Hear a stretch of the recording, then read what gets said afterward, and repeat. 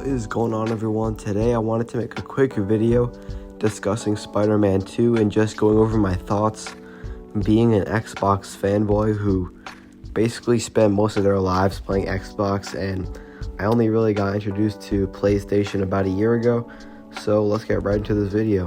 So there's going to be 4 main things I cover in this video, which are traversal, gameplay, story, and side missions. And I'll also include some of my extra thoughts on the game. So as far as traversal went, I did not play Spider-Man 1, but I did play Miles Morales, and I will say that coming from that game, there was definitely a lot of improvements in terms of like moving around the city and swinging around. Definitely a lot faster with the web wings, and I think the swinging was also made faster, but that could just be me. But overall, traversal was really fun. I felt like in Miles Morales 2, it almost felt like a chore because, I don't know, there wasn't much to it, but in this game, it felt actually really fun and I could just do it for hours. Especially because they have different swinging animations now, and it makes your experience much more replayable and a lot more unique. So the second thing I want to talk about is the story. Now, as far as the story goes, I thought as a whole it was good, but I did think that the pacing in the beginning was really bad. Like, I feel like I spent the first 2/3 of the game doing basic missions that were really unexciting and didn't really progress anything.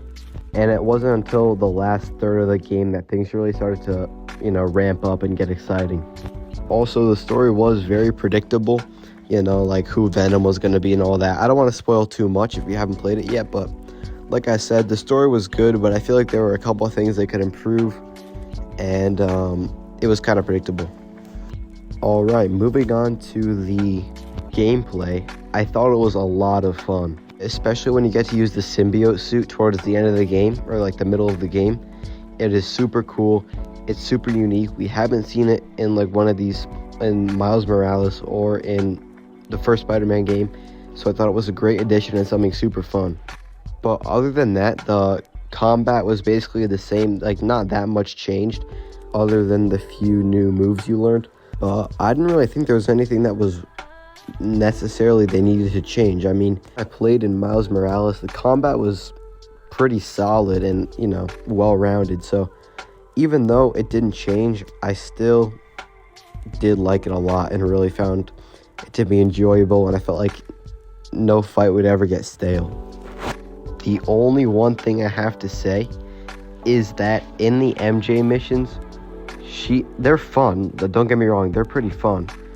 And I heard the ones in Spider-Man 1 sucked, so, I'm happy that they are the way they are. But she was so overpowered. Like, it would take, Miles or Peter with the symbiote suit, maybe like 10, 15 seconds to take out, 1 or 2 enemies, but MJ is just knocking them out in like, minus 1 second. Like, it was crazy. That's the only real nitpick I have. Other than that, the combat was pretty solid. Alright, moving on to side quests. This is where things get interesting. So in general, I thought the side quests were pretty boring, I'm not gonna lie. I mean, there wasn't much to them. You're basically just helping like random people, and a lot of the times you're not even fighting bad guys. Like, why do you think I bought this game? Like, I'm not trying to play as like, I'll come back to this, but I'm not trying to play as a deaf girl spray painting like shit around the town. Like, I'm just not trying to do that. Which, if you didn't know, was one of the missions, by the way. Or there was another one where you had to help like this blind woman from being attacked by a robot dog, and it was just like, you're not even fighting. It was just stupid, I'm not gonna lie. Like, for the side quests, at least have interesting stuff. Most of the time, it felt like you were just going from one place to another, or like solving some stupid mini game. But it is what it is. But other than that, I thought it was a super solid game, super fun, and definitely something that's worth checking out if you have a PS5. So I hope you guys enjoyed this review, and I'll catch you in the next video, so see ya.